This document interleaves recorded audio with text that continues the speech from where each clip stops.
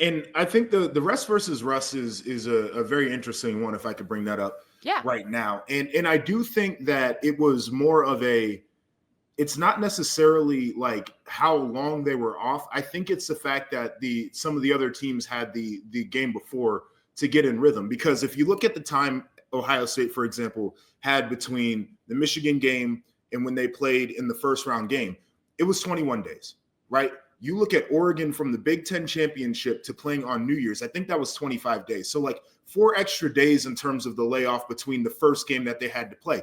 It's not like they were off that much longer. I do think it is that rhythm, though, of being able to play in that first game, get back in the motion of things. Like Ohio State was already clicking. It was like they were back into the season.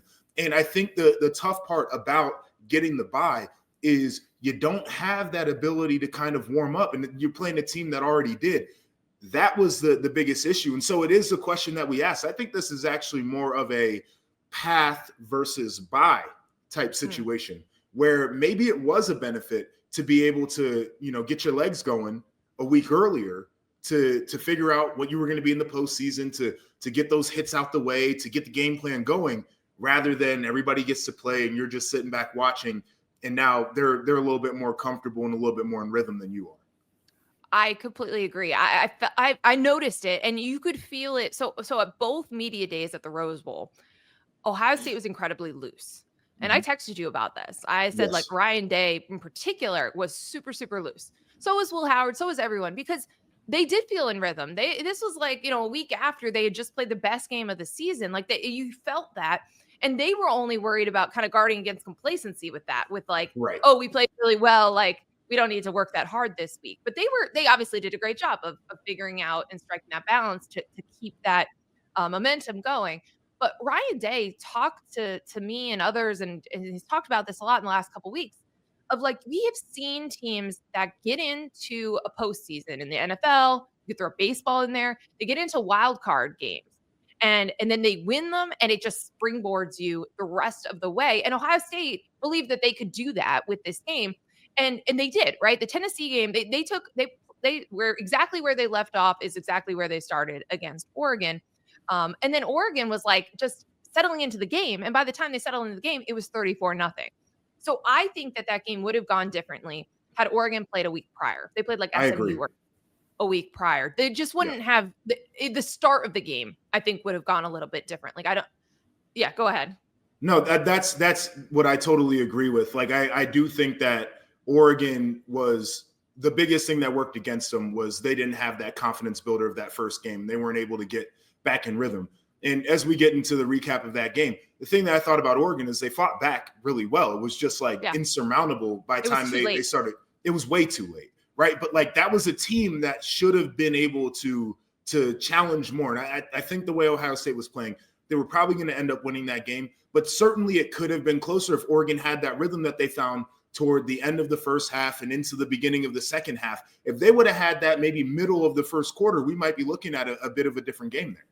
Yeah, I agree. And I don't think that this was a factor in the Georgia game with No. Notre Dame. That factor was you have a new quarterback who is making their first career start, who, by the way, I thought played pretty well. I don't think he was the reason that Georgia lost that game, but like the defense was ready to go right from the start. So was Notre Dame's. Like that was not a factor there.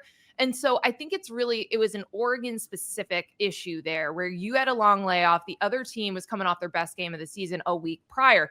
And to Dan Lanning's credit, he did not want to go there. Like, so he got asked No. multiple times about the long layoff, and he was like, that's an excuse. I felt like we used the rest time. We recovered. I felt like our focus was there. Our preparation was there, et cetera, right? So maybe, if more time passes, he would say like, hey, maybe it would have gone a little bit differently. But I don't think that coaches would argue against it. Like, I think they would still take the bye over having to play a game, the risk of injury. Like, it didn't factor in. Tennessee had O-line injuries in week one or in their first round where they were banged up, and Notre Dame lost Riley Mills for the season in their first Right. game. And ultimately both those teams advanced. But like, that's the risk you run is like really debilitating injuries if you play an extra game. But again, like there was clearly an advantage to just like getting going, to getting back in the rhythm, to playing, to practicing with the game upcoming. I don't know. So I don't know where this is going to go. It's a small sample size, but it Yes. does feel like people are going to make sweeping judgments based on the fact that none of the teams with the first round buys won their next game. And to the injury point too, like Texas is dealing with that right now. And their offensive line got banged up in their first round game, and it's like it's a real thing that people have to overcome. And it's like it's going to be the great question about like, is the path the thing, or is having that time the thing? And I think that some of the matchups were already lopsided, so it's hard to use some of the matchups to determine that. But I mean, looking at Oregon, it really does feel like the bye might have been a thing that hindered them. And I do want to echo, Dan Lanning showed tremendous leadership in the way that he handled the post game. He was very complimentary of Ohio State in their program.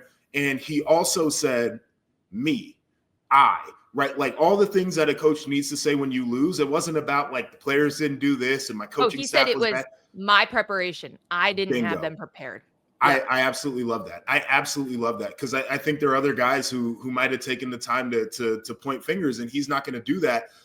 It's why everybody feels good about where Oregon's headed as a program.